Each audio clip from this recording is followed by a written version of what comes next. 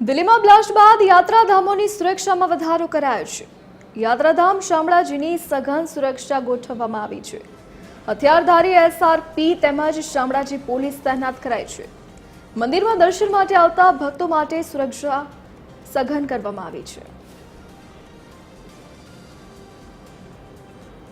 ગઈકાલે દિલ્હીના લાલ કિલ્લા બહાર થયેલ કાર બ્લાસ્ટને લઈને ગુજરાત અને દેશભરમાં હાઈ એલર્ટ આપી દેવામાં આવ્યું છે। ત્યારે શામળાજી મંદિરની સુરક્ષામાં પણ અહીંયા વધારો કરી દેવામાં આવ્યો છે, કારણ કે શામળાજી મંદિરમાં ભક્તોનો ભારે ઘસારો જોવા મળી રહી છે અને ગુજરાતના 4 મોટા મંદિરોમાંથી શામળાજી મંદિર એક મોટું મંદિર આવેલું છે। તેને લઈને અહીંયા જે હથિયારધારી એસઆરપી જવાનો, પોલીસના જવાનો અહીંયા તૈનાત કરી દેવામાં આવ્યા છે।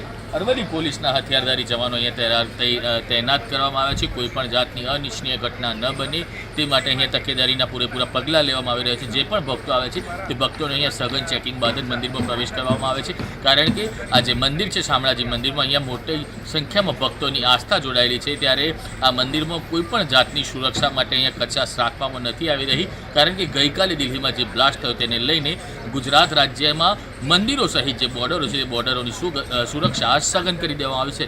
સમીર બલોટ, TV 13 ગુજરાતી અરવલ્લી।